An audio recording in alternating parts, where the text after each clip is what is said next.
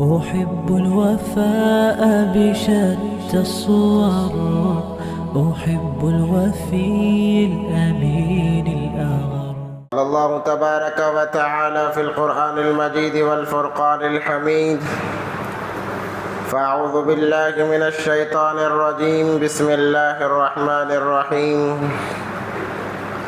وأما من أوتي كتابه بشماله فيقول يا ليتني لم أوت كتابيه ولم أدر ما حسابيه يا ليتها كانت القاضية ما أغنى عني ماليه هلك عني سلطانيه خذوه فغلوه ثم الجحيم صلوه ثم في سلسلة ذرعها 70 ذراعا فاسلكوه. وقال تعالى: ما سلككم في سقر قالوا لم نك من المصلين ولم نك نطعم المسكين وكنا نخوض مع الخائضين. صدق الله العظيم. قال النبي صلى الله عليه وسلم: 7 يظلهم الله في ظله يوم لا ظل إلا ظله: إمام عادل وشاب نشأ في عبادة الله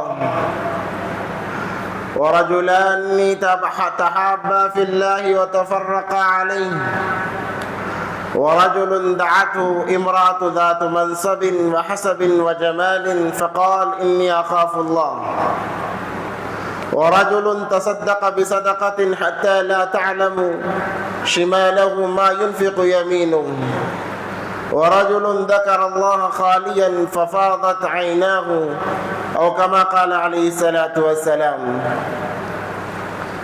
اللهم صل على سيدنا مولانا محمد في أول كلامنا، اللهم صل على سيدنا مولانا محمد في أوسط كلامنا، اللهم صل على سيدنا مولانا محمد في آخر كلامنا. اللهم لك الحمد كما أنت أهله، فصل على محمد كما أنت أهله وافعل بنا ما أنت أهله، فإنك أنت أهل التقوى وأهل المغفرة. اللهم صل على محمد وآله ألف مرة. اللهم صل على محمد وآله ألف مرة. اللهم صل على محمد وآله ألف مرة.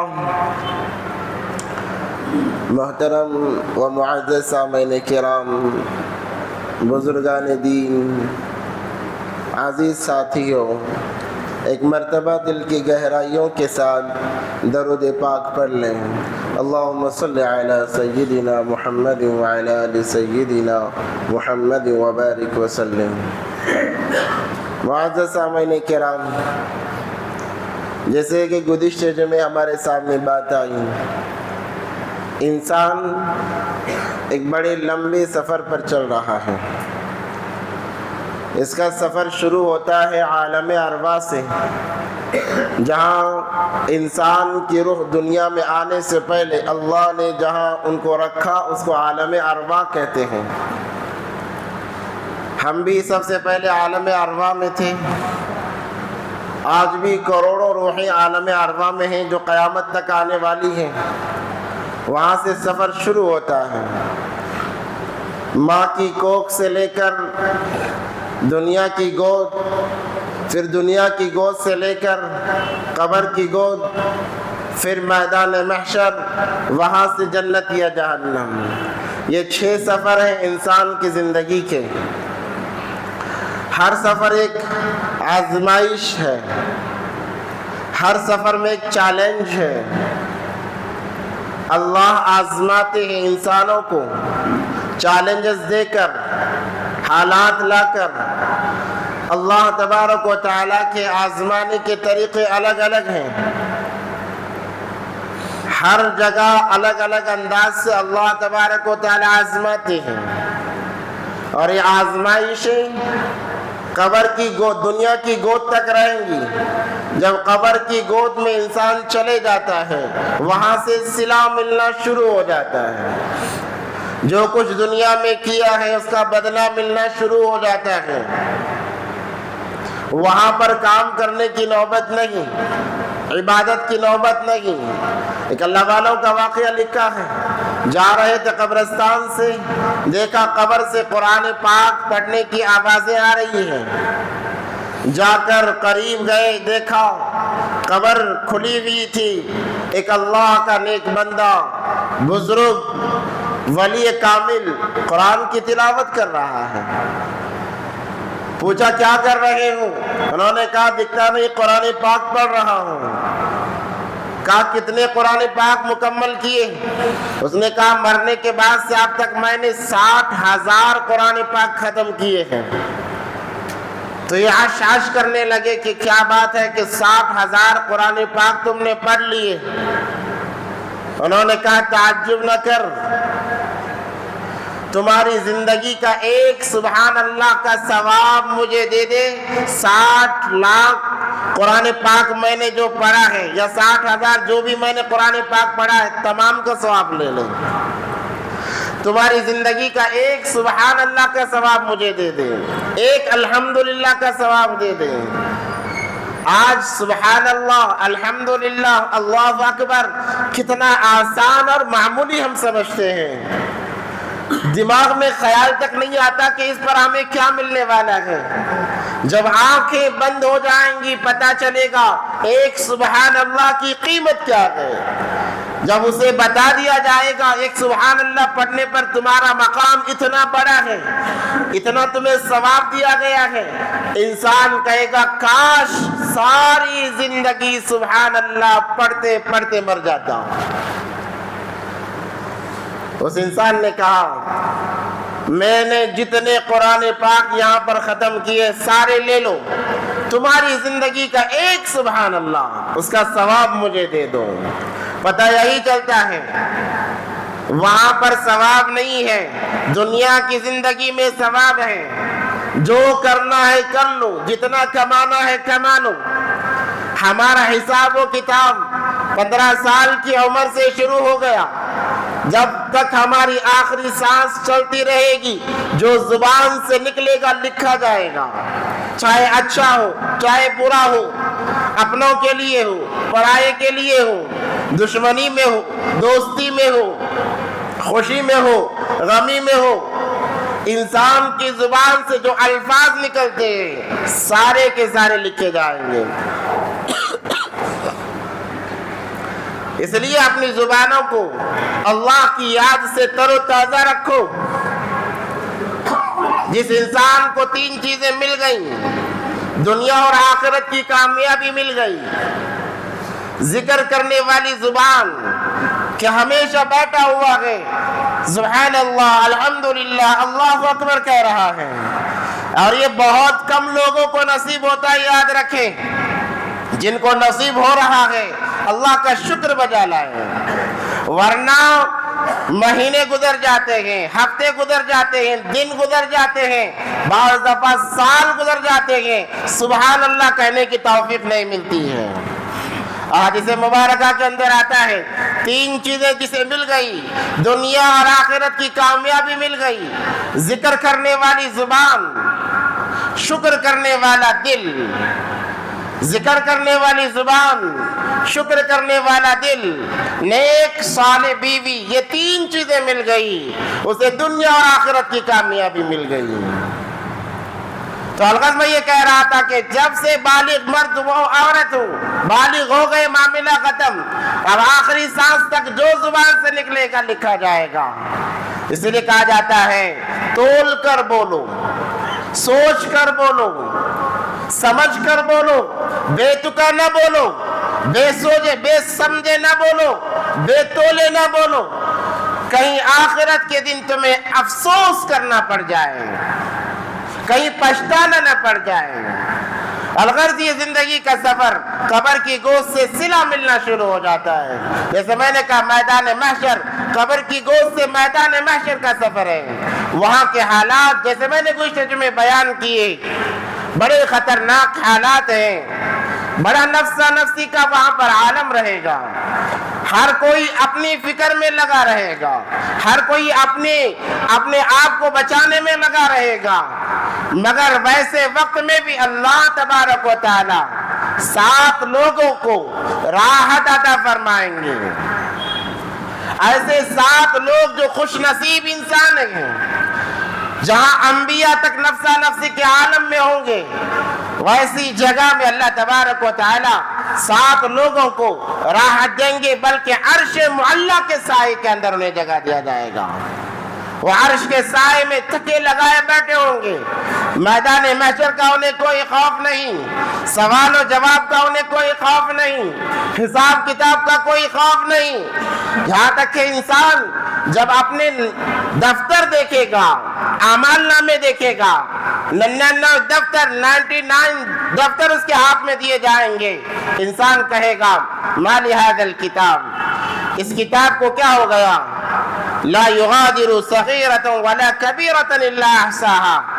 کیا رے اس کے اندر نہ چھوٹی بات چھپی ہے نہ بڑی بات چھپی ہے، ہر وہ بات اس کے اندر محفوظ ہے جو ہماری زبان سے نکلی ہے. ما لہذا الکتاب، اس کتاب کو کیا ہو گیا؟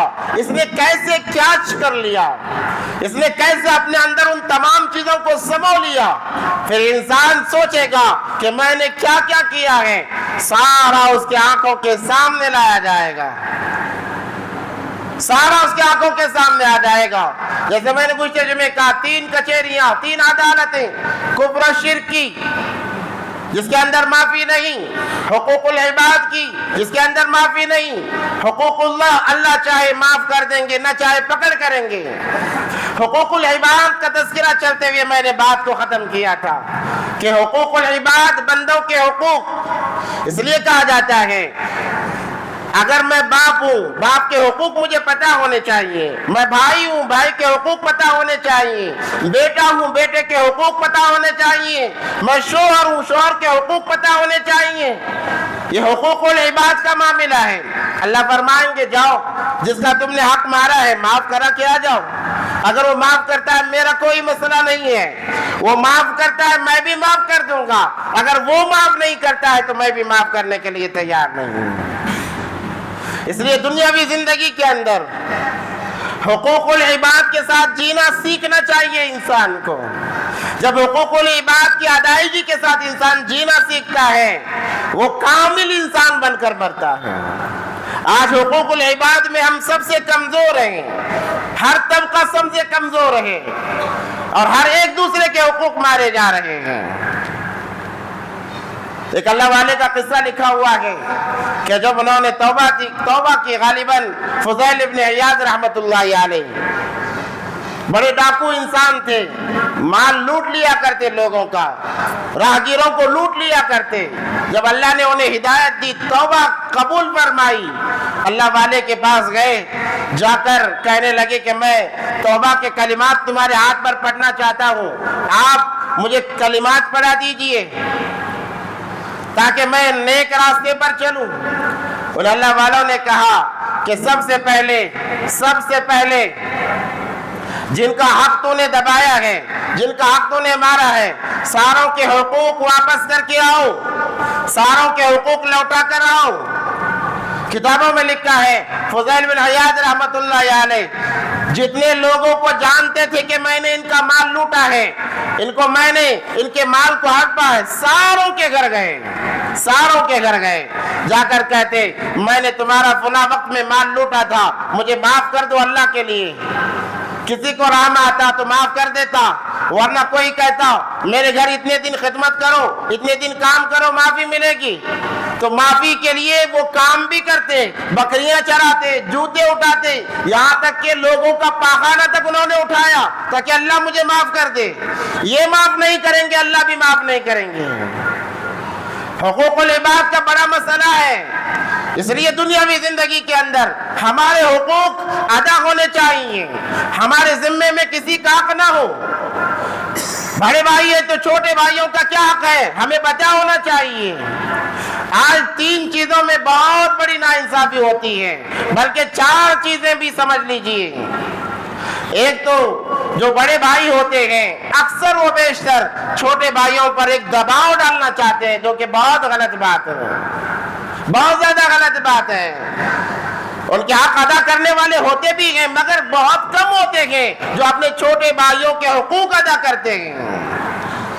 اور دوسرا، بہنوں کے حقوق کے اندر بہت بڑی ناانصافی ہو رہی ہے، سب سے زیادہ ناانصافی ہو رہی ہے۔ بہنیں، عورتیں دارالقضاؤں میں لا کر اپنے معاملات داخل کرتی ہیں کہ ہمیں ہمارا حق نہیں دیا جا رہا ہے، میرے بھائی میرے حقوق کو ادا نہیں کر رہے ہیں، میرا مال ہڑپ جا رہے ہیں، اب ہمیں انصاف دلائیے۔ کثیر تعداد میں درخواستیں آتی ہیں کہ بھائی بہنوں کے حقوق ادا نہیں کر رہے ہیں۔ اور تیسرے نمبر پر شوہر اپنے بیویوں کے حقوق ادا نہیں کر رہے ہیں۔ قبول کیا جہاں پر بول دیا، مرد یہ سمجھنے لگا ہے، آج کا مرد یہ سمجھنے لگا ہے کہ میں بادشاہ ہوں، یہ میری غلام ہے۔ یہ سب سے بری بات ہے۔ ایک عورت اپنا سب کچھ چھوڑ کر مرد کے تابع بن کر آتی ہے۔ اگر ہم ان کے حقوق ادا نہیں کریں گے، کل قیامت کے دن نبی علیہ السلام کی ایک مشہور حدیث ہے، کل قیامت کے دن ہم اپنے آپ کو نمازی، حاجی، فلاں فلاں سمجھتے ہیں، اللہ فرمائیں گے ایک انسان کو جو نمازی، حاجی سب کچھ رہے گا، تم نے تمام کے حقوق ادا کر دیے، وہ کہے گا اللہ سب کے حق میں نے ادا کر دیے۔ اللہ اس کے بیوی کو بلائیں گے، بیوی کو بلایا جائے گا، گواہی لی جائے گی۔ یاد رکھیں، اگر بیوی یہ کہہ دے اس وقت میں اس انسان نے سارے حقوق ادا کر دیے ہیں، اللہ فرمائیں گے اسے جنت میں داخل کرا دو۔ اور اگر وہ مقدمہ درج کر دے اللہ کے دربار میں کہ ناانصافی کیا کرتا تھا، یہ میرے حقوق کو ادا نہیں کیا کرتا تھا، تو وہاں سے اس کی پکڑ شروع ہو جائے گی۔ تو الغرض میں یہ کہہ رہا تھا کہ بہنوں کے حقوق ادا کیے جائیں۔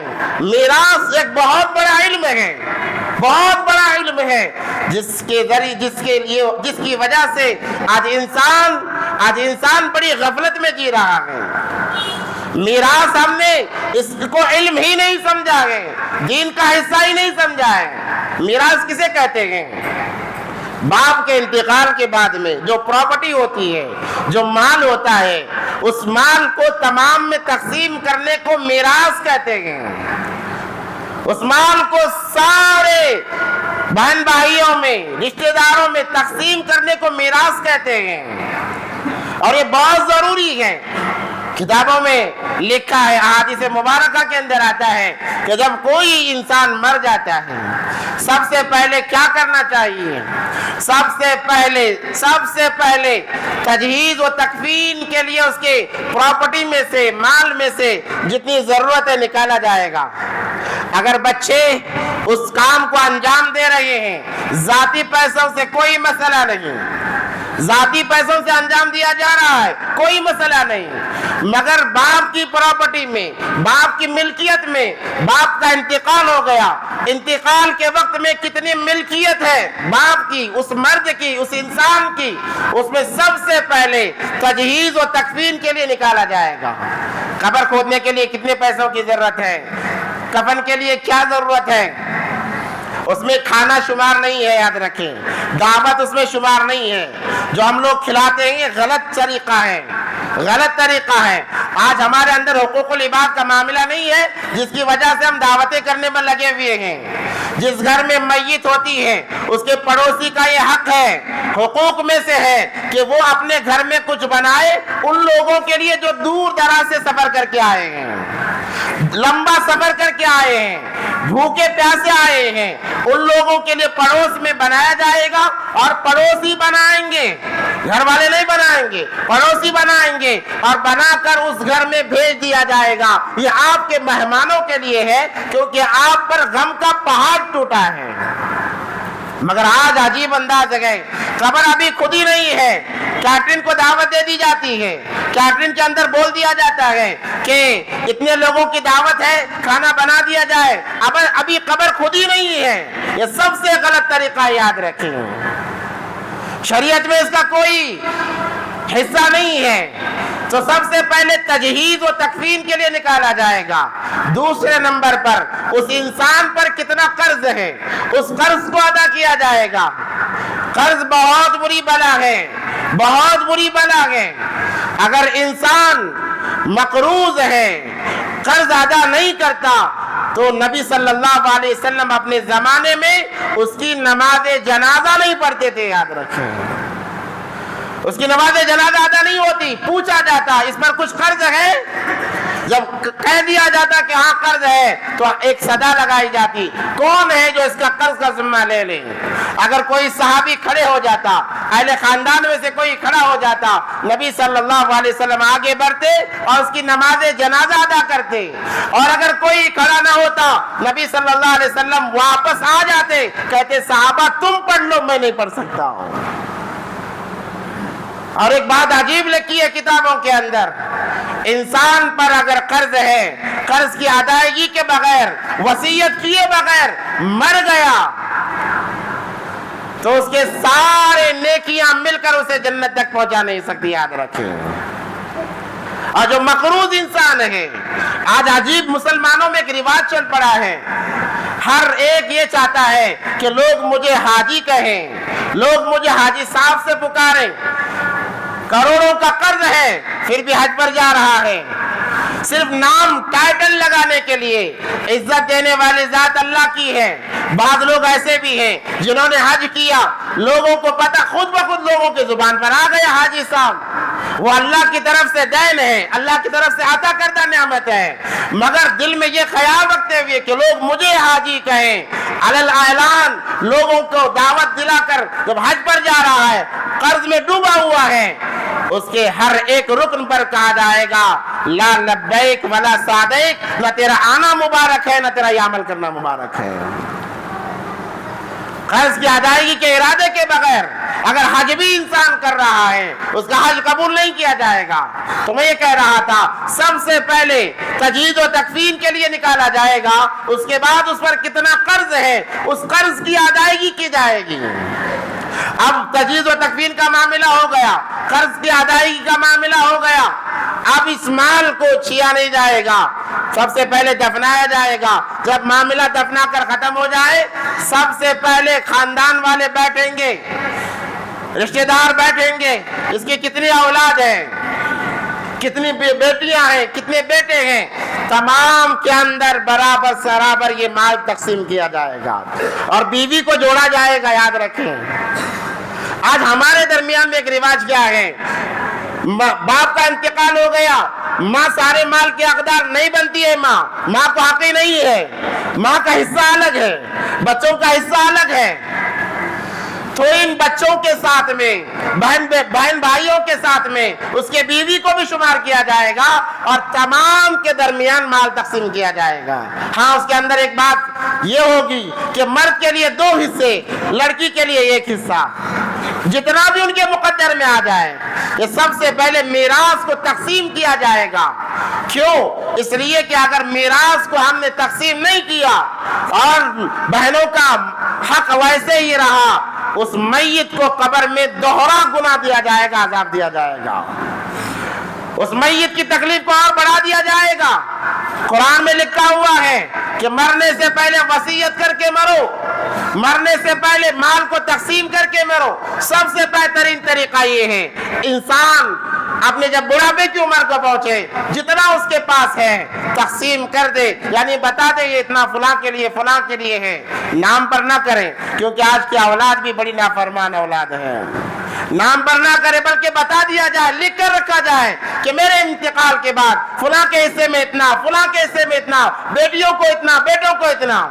نام پر مرنے کے بعد خود بخود وہ کر لیں گے، کیونکہ زندگی میں اگر بچوں کے نام کیا جائے، ہم نے ایسے اولاد کو بھی دیکھا ہے کہ اس باپ کو لے جا کر اولڈ ایج ہوم میں چھوڑ کر آ جاتے ہیں.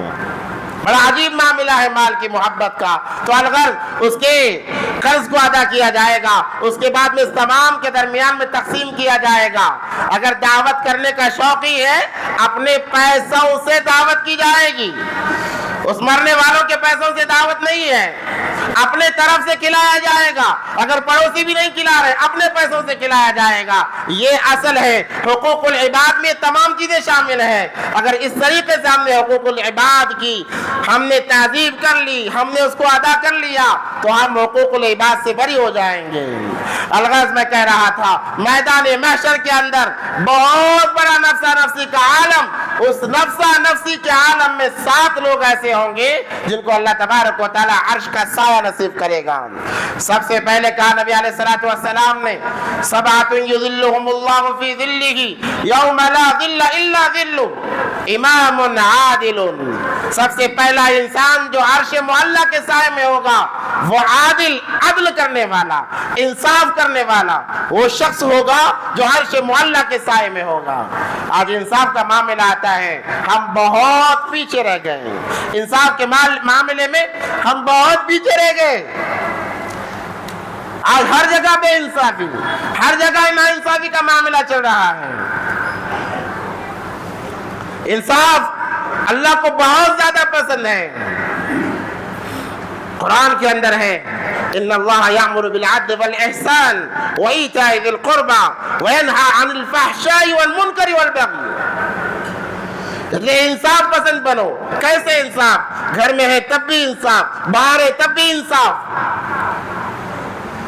اگر انسان فیصلوں میں ناانصافی کرتا ہے، اللہ تبارک و تعالیٰ کہتے ہیں فیصلوں سے، دیکھو یہ ناانصاف انسان ہے، جب میرے پاس آئے گا اس کا معاملہ کیا جائے گا۔ امام عادل، جو بادشاہ جسے حکومت دی گئی ہے، انصاف کیا جائے گا۔ باپ ہے، بچوں میں انصاف ہونا چاہیے۔ جو زیادہ کما رہا ہے وہ محبوب ہے، جو نہیں کما رہا ہے وہ محبوب نہیں ہے، ناانصافی ہے۔ جو ہماری قدر کر رہا ہے وہ محبوب ہے، جو قدر نہیں کرتا ناانصافی ہے۔ ساروں کو ایک نظر، ساری اولاد کو ایک نظر، یہ انصاف ہے۔ کسی کو زیادہ دے دیا، کسی کو کم دے دیا، ناانصافی ہے، کل قیامت کے دن پکڑ ہوگی۔ اگر اللہ نے ہمیں اونر بنایا ہے، ہمارے ماتحت میں کام کرنے والے لوگ ہیں، ان میں انصافی کا معاملہ کرنا پڑے گا کہ ساروں کو ایک نظر سے دیکھنا پڑے گا۔ اگر کسی کو زیادہ دیا جا رہا ہے، کسی کو کم دیا جا رہا ہے، یہ ناانصافی ہے۔ ہر معاملے میں انصاف۔ اسی لیے حدیث میں آتا ہے، جو لوگ ایک سے زائد شادیاں کرتے ہیں اور اپنے بیویوں میں انصاف نہیں کرتے، کل قیامت کے دن ایسے آئیں گے کہ ان کے بدن پر ایک گوشت کا ٹکڑا نہیں ہوگا۔ انصاف، انصاف۔ مولانا اشرف علی تھانوی رحمۃ اللہ علیہ بہت بڑے اللہ والے گزرے ہیں۔ وہ جب کوئی چیز خریدتے تو دونوں سیم خریدتے، کھانے کی چیزیں خرید رہے ہیں تو ایک ہر چیز کے اندر حصہ کیا جاتا کہ اس پھل کا حصہ اور دوسرے پھل کا حصہ ملا کر ایک گھر میں چلے جائے اور ایک گھر میں چلے جائے۔ کیوں؟ اگر میں نے کسی گھر کو ایک بیچ دیا اور وہ پھیکا نکلا، ایک میٹھا نکلا، کل قیامت کے دن میں کیا جواب دوں گا؟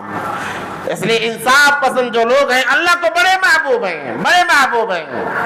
ہزاری رضی اللہ تعالیٰ کا مقولہ ہے، جس نے انصاف کے ساتھ ایک فیصلہ بھی کر لیا اس کے لیے اللہ جنت ہموار کر دیں گے، ہموار کر دے جائیں گے۔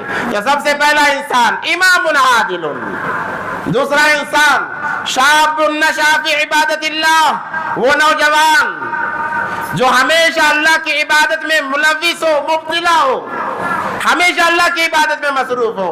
کیسے؟ ہمیشہ نماز پڑھتا رہے، یہ عبادت سے یہ مراد نہیں ہے۔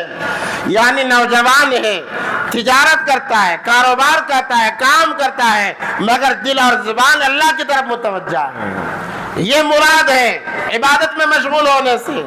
نماز تو دن میں صرف 5 دفعہ فرض ہے۔ اگر کوئی یہ کہے اللہ نے مجھے طاقت دی ہے 6 دفعہ پڑھوں گا، قبول نہیں کی جائے گی، 5 ہی دفعہ قبول کی جائے گی۔ تو شاب النشا فی عبادت اللہ، ہمیشہ اللہ کی عبادت میں رہنے سے مراد یہ ہے کہ انسان کا دل اور زبان اللہ کی طرف متوجہ رہے، اللہ کی یاد میں لگا رہے۔ وہ نوجوان بھی کل قیامت کے دن میدان محشر کے عالم میں، نفس و نفسی کے عالم میں اللہ کے عرش کے سائے کے نیچے ہوگا۔ تیسرا انسان رجلان تحابا فی اللہ وتفرقا علیہ، ایسے دو نوجوان، ایسے دو لوگ جو اللہ کے لیے محبت آپس میں کر رہے ہیں۔ ہمارا ملنا اللہ کے لیے ہو، ہمارا بچھڑنا اللہ کے لیے ہو، یہ بھی عبادت ہے۔ وہ کیسے کہ ایک انسان ہے دوسرے کو نماز کی دعوت دیتا ہے، وہ نماز کو آنے کے لیے تیار نہیں، بار بار سمجھانے پر بھی نہیں آتا ہے، تو میں یہ کہوں کہ میرا تجھ سے کوئی تعلق نہیں گا، تجھ سے میں بات نہیں کرتا، یہ جدا ہونا کس لیے ہو رہا ہے؟ اللہ کے لیے ہو رہا ہے. اللہ کو یہ جدا ہونا بھی پسند ہے. اور ایک انسان بہت بڑا اللہ والا ہے, بہت بڑا اللہ والا ہے, اس سے ملنے کے لیے جا رہے ہیں, اللہ کے لیے ملنے کے لیے جا رہے ہیں, اللہ کی محبت میں جا رہے ہیں, تو یہ جانا بھی عبادت ہے, ملنا بھی عبادت ہے. وَرَجُلَانِ تَحَابَّا فِي اللَّهِ وَتَفَرَّقَا عَلَيْهِ, ملاقات اللہ کے لیے ہو, بچھڑنا اللہ کے لیے ہو, تو یہ عبادت بن جاتا ہے.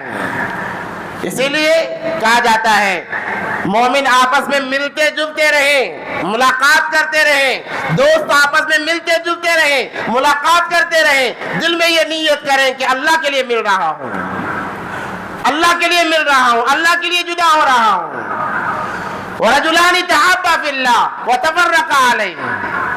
چوتھا انسان وہ ہے وَرَجُلٌ دَعَتْهُ امْرَأَةٌ ذَاتُ مَنْصَبٍ وَعَصَبٍ وَجَمَالٍ فَقَالَ إِنِّي أَخَافُ اللَّهَ. وہ نوجوان جسے کوئی خوبصورت عورت دعوت دے زنا کی, دعوت دے برائی کی, دعوت دے بے حیائی کی, اور وہ نوجوان کہے میں اللہ سے ڈرتا ہوں, میں تیرے قریب نہیں آؤں گا, تو میرے لیے حلال نہیں حرام ہے, یہ اللہ کو بہت زیادہ پسند ہے. کتابوں میں ایک واقعہ لکھا ہوا ہے, ایک نوجوان تھا بڑا خوبصورت, بڑا عبادت گزار, چہرے سے ہمیشہ نور ٹپکتا رہتا. وہ جب مسجد جایا کرتا, مسجد کے قریب میں اس راستے میں, اس کے گھر سے لے کر مسجد کا جو راستہ ہے, ایک عورت رہا کرتی.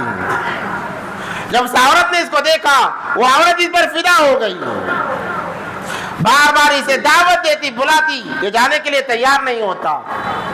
تو اس نے ایک بہانہ بنایا, اپنے خادمہ, اپنے نوکر سے کہا کہ میں بے ہوش ہو کر صحن میں گر جاؤں گی, وہ جب جانے لگے تو تم جا کر مدد کے لیے پکارنا اور کہنا کہ میری ملکہ گر گئی ہے, اسے ہوش نہیں ہے, آ کر کچھ دم کر دینا.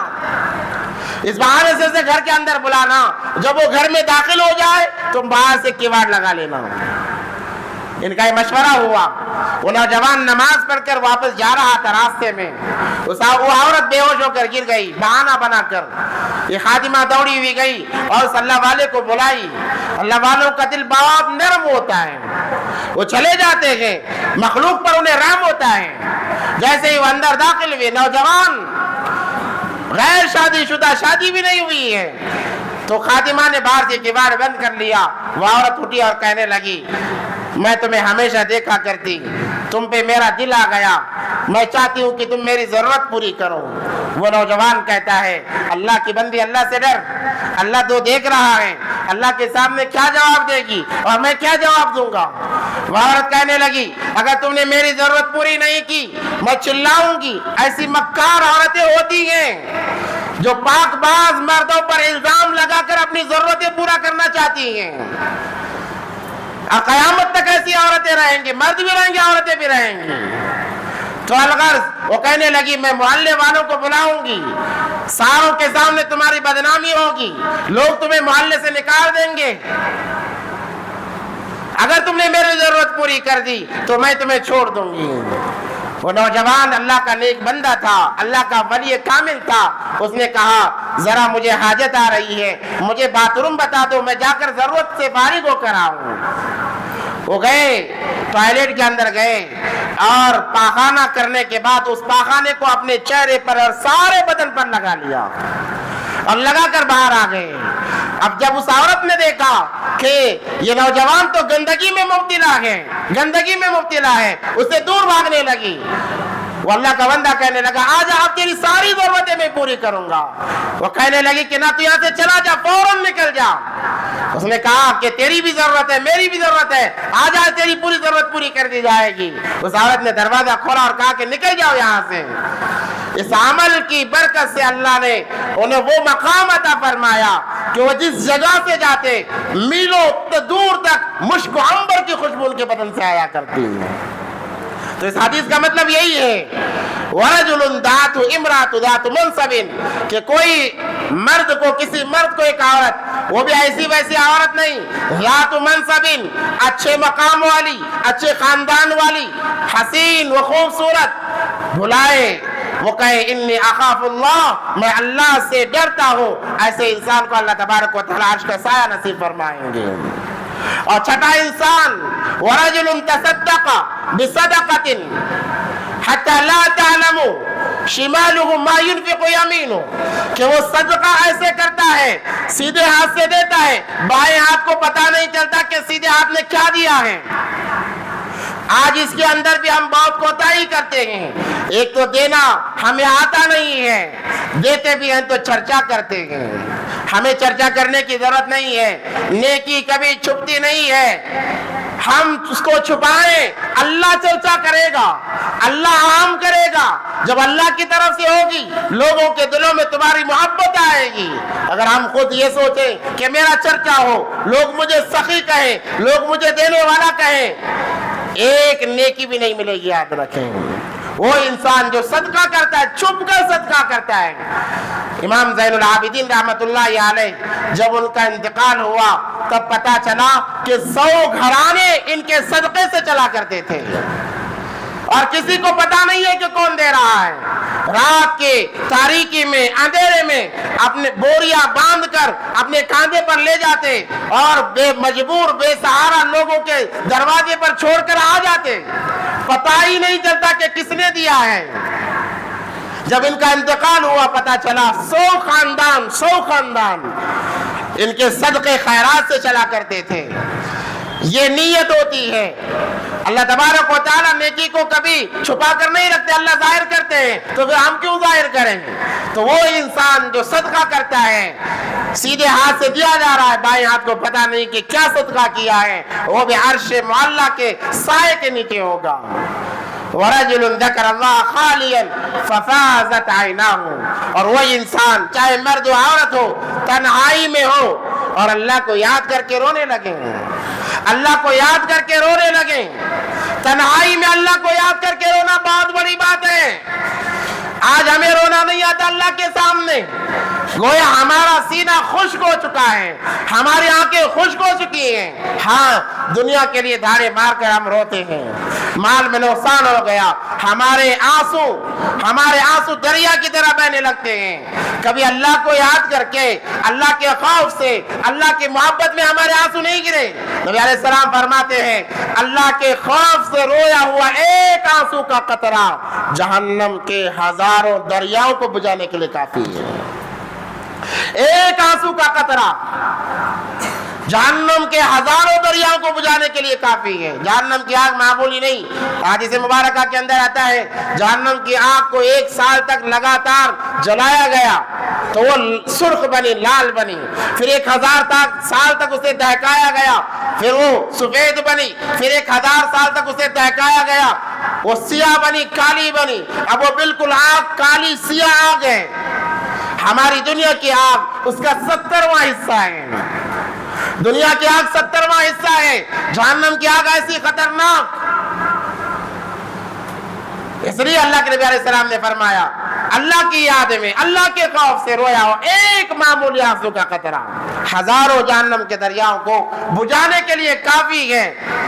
تو نبی علیہ السلام نے فرمایا کہ ذکر اللہ خالیاً ففاضت عیناہ، تنہائی میں بیٹھا ہوا ہے۔ اس لیے دعا کے طریقوں میں لکھا ہے کہ جب دعا کرے تو روئے، اللہ کے سامنے روئے۔ جیسے بچہ رو کر اپنے کام پورے کر لیتا ہے، ویسے ہی بندہ رو کر اپنے سارے کام کر دیتا ہے۔ آج ہم نے رونا چھوڑا، ہمارے کام اٹکے ہوئے ہیں، پھر ہم ان کے چکر لگاتے ہیں۔ رونا سیکھ جائیں اللہ کے سامنے، مخلوق کے سامنے نہیں، اللہ کے سامنے رونا سیکھ جائیں، اللہ تمہارے سارے کام بنا دیں گے۔ آج اس میں آتا ہے صحابہ نے پوچھا اللہ کے نبی اگر رونا نہ آئے تو کیا کریں؟ نبی صلی اللہ علیہ وسلم نے فرمایا رونا نہ آئے رونے کی شکل بنا لے۔ اللہ کو وہ ادا بھی پسند ہے، شکل ہی بنا لے رونے کی۔ اور ایک انسان جو عرش معلیٰ کے سائے میں ہوگا، وَرَجُلٌ مُعَلَّقٌ فِي الْمَسَاجِدِ، کہ جس کا دل مسجد میں اٹکا رہے، نماز کے لیے آیا، جانے کو دل نہیں کر رہا ہے، جیسے ہی ادا ہو گئی فوراً آ گیا، وہ انسان بھی عرش معلیٰ کے سائے کے اندر ہوگا۔ اس کے علاوہ سارے لوگ نفسا نفسی کے عالم میں ہوں گے، اور جہنم آواز دے گی اللہ میں بھوکی ہوں، مجھے غذا دی جائے، مجھے کھلایا جائے۔ جہنم کی کیا غذا ہے؟ جہنم کی غذا انسان اور پتھر ہے، وہ پتھر جسے انسانوں نے خدا بنا رکھا ہے، وہ پتھر ہے جہنم کی غذا۔ جہنم کے 7 طبقے ہیں، جہنم، لظا، سعیر، سقر، حطمہ، جہیم، حاویہ، یہ 7 طبقے ہیں، 7 طبقے ہیں۔ سب سے اوپر کا حصہ جہنم ہے اور سب سے نیچے کا حصہ حاویہ ہے، فَأُمُّهُ حاویہ، جس کے اندر اللہ تبارک و تعالی منافقین کو ڈالیں گے، جو بظاہر مسلمان ہیں، دل میں نفاق ہے، ایسے لوگوں کو ڈالیں گے سب سے آخر کے حصے میں۔ اور جہنم کیا عذابات ایسے خطرناک ہیں، اللہ کی پناہ، اللہ کی پناہ۔ جس انسان کو نافرمان کو جہنم میں ڈالا جاتا ہے، سب سے پہلے اس کی غذا انسان کا خون اور پیپ کو ملا کر پکایا جائے گا اور اس خون اور پیپ کو پلایا جائے گا، یہ سب سے پہلی سزا ہے۔ وہ ایسا کھولتا ہوا ہوگا، ایسا گرم ہوگا کہ جیسے ہی ایک گھونٹ منہ میں ڈال دیا گیا، انسان سب سے پہلے پیے گا نہیں، زبردستی اسے پلایا جائے گا۔ ایک گھونٹ پی لیا، ساری انتڑیاں ٹوٹ کر ذرات ہو کر پاخانے کے راستے سے نکل جائیں گی۔ إنه كان لا يؤمن بالله العظيم ولا يعض على طعام المسكين فليس له اليوم هاهنا حميم ولا طعام إلا من غسلين۔ وہ ایسا کھانا ہوگا کہ جہنمی کے علاوہ کوئی اسے دیکھ نہیں سکتا، ایسی بدبودار۔ جہنم کے اندر ایک بہت بڑا کنواں ہے، بہت بڑا ایک حوض ہے، جس کے اندر انسانوں کے خون اور پیپ کو عورتیں جب ماہانہ واری میں چلی جاتی ہیں، ان کے جسم سے جو گندا خون نکلتا ہے، ان تمام کو ملا کر پکایا جاتا ہے اور جہنمیوں کو پلانے کے لیے رکھا گیا ہے۔ جہنم کوئی معمولی چیز نہیں ہے۔ جبرائیل علیہ السلام آئے، اپنی یہ بات بتا کر اپنی بات ختم کرتا ہوں، اور آ کر کہنے لگے، اے اللہ کے نبی، میں جہنم کی سیر کر کے آیا ہوں۔ بڑے افسوس سے، بڑے افسردہ حالت میں کہنے لگے، اے اللہ کے نبی، جہنم کے 7 طبقے ہیں، جہیم ہے، حاویہ ہے، سعیر ہے، سقر ہے، لظا ہے، حطمہ ہے۔ جہنم پر آ کر خاموش ہو گئے۔ نبی صلی اللہ علیہ وسلم نے پوچھا، اے جبرائیل، ان طبقوں میں کسے کسے ڈالا جائے گا؟ کہا گیا حاویہ کے اندر منافقین کو ڈالا جائے گا، جہیم کے اندر مشرکین کو ڈالا جائے گا، سقر کے اندر ستاروں کو پوجنے والوں کو ڈالا جائے گا، سعیر کے اندر یہودیوں کو ڈالا جائے گا، لظا کے اندر نصرانیوں کو ڈالا جائے گا۔ جہنم پر آ کر خاموش ہو گئے۔ نبی صلی اللہ علیہ وسلم نے پوچھا، جبرائیل کیا بات ہے، جہنم میں کسے ڈالا جائے گا؟ جبرائیل امین خاموش ہیں۔ جبرائیل بتاؤ کسے ڈالا جائے گا؟ تو نبی صلی اللہ علیہ وسلم سے جبرائیل امین نے کہا، اے اللہ کے نبی، آپ کی امت کے نافرمانوں کو جہنم میں ڈالا جائے گا۔ جیسے یہ سننا تھا، نبی صلی اللہ علیہ وسلم پر غشی طاری ہو گئی، روتے روتے بے ہوش ہو گئے کہ میری امت کے نافرمانوں کو جہنم میں ڈالا جائے گا، میں کیسے برداشت کروں؟ بے ہوش ہو گئے اور چلے گئے، تنہائی میں چلے گئے۔ 3 دن تک کسی سے کوئی بات چیت نہیں، کسی سے کوئی ملاقات نہیں، صرف نماز پڑھتے چلے جاتے۔ سارے صحابہ پریشان، ہر کوئی جانا چاہ رہا ہے، کسی کو اجازت نہیں مل رہی ہے۔ یہ کیفیت دیکھ کر جبرائیل دوبارہ آتے ہیں اللہ کی طرف سے اور کہتے ہیں، اے اللہ کے نبی، اللہ نے آپ کو خوش کیا ہے، خوش ہو جائیے، جو مرنے سے پہلے توبہ کر لیتا ہے اللہ اسے بغیر حساب کتاب کے جنت میں داخل فرماتا ہے۔ تو میرے بھائیو، یہ جہنم بہت بڑی خطرناک جگہ ہے، وہاں کے عذابات بڑے خطرناک ہیں۔ اگر ان عذابات سے ہمیں بچنا ہے، دنیاوی زندگی کے اندر اللہ اس کے رسول کو راضی کرنا ہے، راضی کر کے جائیں گے، کوئی حساب کتاب نہیں ہے۔ اگر ناراض کر کے جائیں گے، اللہ نے بہت بڑا ایک حصہ ہمارے لیے جہنم کا تیار کر کے رکھا ہے۔ اللہ سے دعا ہے کہ اللہ ہم تمام کو ان باتوں پر عمل کی توفیق عطا فرمائے، اور جب تک ہماری سانسیں باقی رہیں، ایک اللہ کو مان کر نبی علیہ الصلوۃ والسلام کی سنتوں پر زندگی گزارنے کی اللہ توفیق عطا فرمائے۔ وآخر دعوانا الحمدللہ رب العالمین۔